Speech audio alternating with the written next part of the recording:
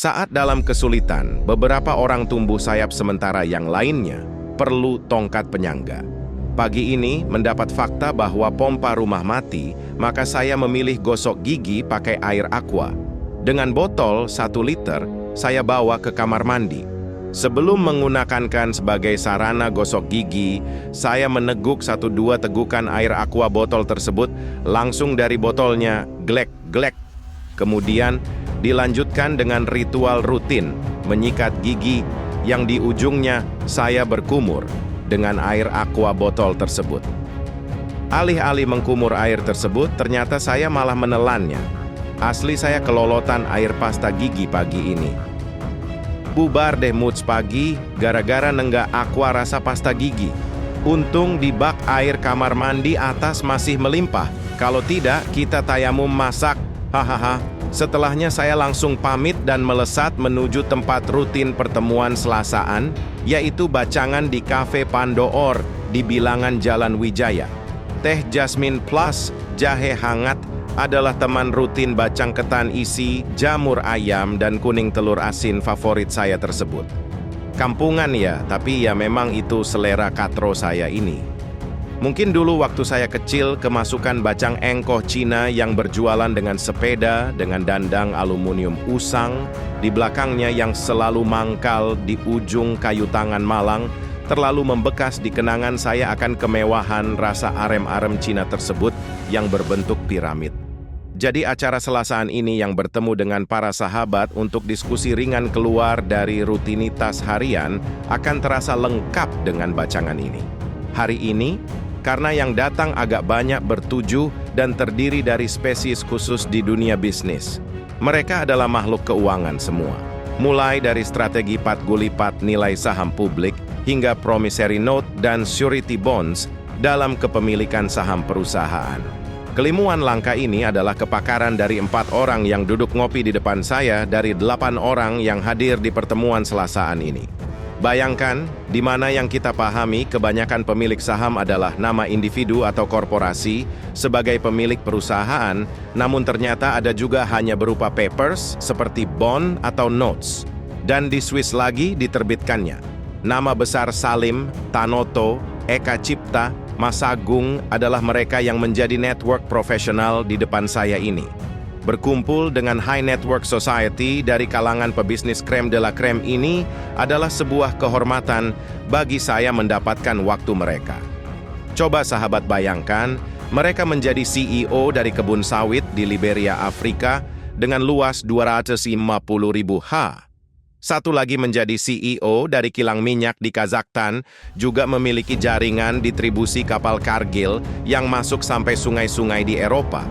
Bukan hanya distribusi laut antar benua, tetapi bisa deliver sampai dalam-dalamnya di benua Eropa via sungai yang telah setel dan baku peraturannya, namun mereka bisa masuk.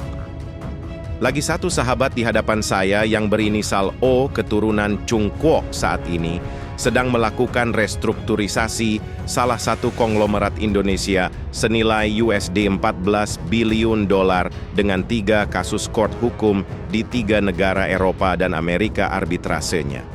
14 billion adalah 200 triliun rupiah lebih adalah bukan nilai kecil dan ini dimiliki hanya 2 orang kakak beradik putra Indonesia.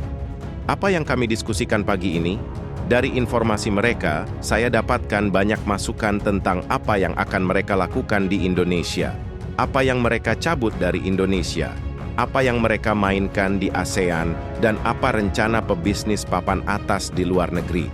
Kalau sahabat memasang kuping pembicaraan tersebut, itu seperti kita sedang mendengar rencana konspirasi besar yang akan membuat kita mengurut dada, mengerutkan kening, gemas, bingung, dan exciting bersemangat. Kita menjadi mengerti arahnya infrastruktur.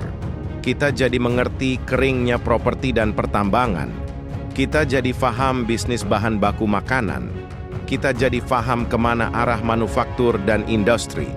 Kita jadi mengerti sentakan bisnis retail dan banyak informasi lainnya. Bagi mereka, uang modal bukan masalah, proyek bukan masalah, isunya SDM. Karena ketika berenam mulai mendiskusi SDM, maka mata panah berikutnya adalah ke saya. Entah mengapa saya dianggap seseorang yang faham hal itu, dan ini membuat saya malu sebenarnya. Pertanyaannya adalah, sulitnya mencari profesional, dan mereka bertanya, apa sih sebenarnya profesional itu? Mudah-mudahan sahabat masih ingat pada beberapa tulisan yang lalu, di mana saya bertemu dengan junior saya di kampus dulu yang sering saya kerjain dan agak takut dengan saya, yang bertemu di Cafe Paul beberapa minggu lalu. Dia salah satu orang yang hadir pagi ini dan saya pun memintanya menjelaskan apa profesional itu. Profesional. Dia agak kaku orangnya, jadi kalau berbicara nggak pakai gaya eufemisme penghalusan, ya kalimatnya lempeng saja. Begini Bapak, saya sama Mas Wowiek pernah melakukan eksperimen tentang positive reinforcement, yaitu sebuah perkataan dan perbuatan positif yang bisa merubah situasi. Karena dalam pikiran mereka diberi sebuah reinforcement atau penguatan. Mata saya ketap-ketip saya pun meneguk banyak liur di kerongkong. Dalam mikro ekspresi itu artinya saya lupa dan berusaha keras mengingat, emang pernah ya kita lakukan itu. Dan kalau otak saya gagal mengingatnya, maka biasanya wajah saya akan berubah menjadi tegang. Karena nggak enak, nggak nyaman, karena lupa, atau memang make up sebuah kebohongan yang dihaluskan agar terlihat saya pinter olehnya tentunya. Ini white lie untuk mengangkat saya. Tapi saya pun gagal mengingat eksperimen itu. Saya berharap dalam hati, ini karena faktor U. Tua saja, hahaha. Dia melanjutkan, kami pernah melakukan eksperimen dengan seorang gadis yang tidak pernah melempar basket sama sekali dalam hidupnya. Kemudian kami minta dia melakukan shoot the hoop dan gagal sama sekali. Lalu dengan mata tertutup, kami melakukan positive reinforcement pada dirinya make believe. Bolanya masuk ke keranjang basket. Dan ketika dibuka, dia lempar bola yang tadinya dalam 10 lemparan tidak masuk semua, setelah di reinforcement masuk 4 dari 10 shoot. Oh oke, saya mulai ingat kalau yang ini. Lalu kami lanjutkan eksperimennya di kemudian hari. Katanya melanjutkan yang ini saya lupa-lupa ingat hasilnya. Walau saya ingat eksperimennya, kami cari pemuda yang biasa main bola basket. Dalam percobaan pertama dia menembak 10 tembakan, 9 masuk keranjang. Lalu kami tutup matanya dan minta dia menembak ke keranjang. Ketika itu kami menyediakan orang-orang yang berteriak negative reinforcement. Who, you can make it. Sudah deh luapin aja, kamu bukan Jordan, Michael.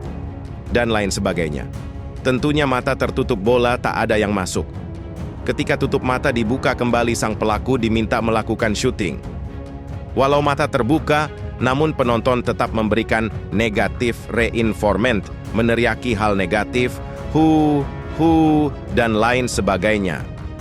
Ternyata hasilnya 10 tembakan, hanya 4 yang masuk. Saya pun mengangguk-angguk karena memori eksperimen itu di siang sore hari musim panas mulai tergambar dalam pikiran saya. Saya ingat catatan-catatan kecil setelahnya atas eksperimen bola basket cover both side itu, yang belum pernah main versus yang jago main. Apa pengaruh negatif reinforcement dan positive reinforcement? Lalu sahabat junior saya melanjutkan. Kemudian kami melanjutkan eksperimen kami, saya dan Mas Wowiek. Saya kali ini terkejut karena saya ingat setelah hal ini, kami berdua rasanya tidak pernah melakukan eksperimen lanjutan atas bola basket ini. Ini juga atas saran dan ide Mas Wowiek. Walah kata saya dalam hati, dia jualan Wowiek nih. Biar Wowiek terlihat hebat di mata 6 orang profesional nih. Saya agak kikuk karena memotongnya. Bisa fatal, mendiamnya bisa fatal juga. Saya nggak mau jadi show stealer, pencuri panggung. Dia melanjutkan, kami kemudian memilih profesional basketball player. Dia pemain cadangan klub NBA Golden State Warriors. Kami memintanya menembak bola basket kering. 10 shoot, 9 masuk. Lalu kami tutup mata dan kami lakukan negative reinforcement. Diledekkan, dan lain sebagainya. 5 shoot mata tertutup, 5-5-nya tidak masuk. Lalu penutup mata dibuka. Kami minta dia melakukan syuting bola ke basket di ring. Negative reinforcement tetap dilakukan. Apa yang terjadi? Ternyata 10 syuting 8 masuk. Bagi profesional, ternyata dalam pikirannya dia bisa melakukan selected hearing atau memilih mana yang dia mau dengar dan selected seeing mana yang dia mau lihat. Kemampuan fokus tersebut, walau ada negative reinforcement, dia tetap bisa menghasilkan performa yang baik.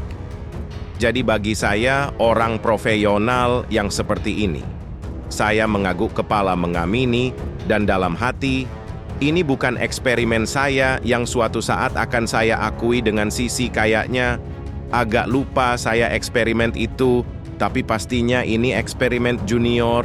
Tapi saya senang karena ke-6 orang di hadapan saya seperti termangu melamun yang saya bisa mengira-ngira.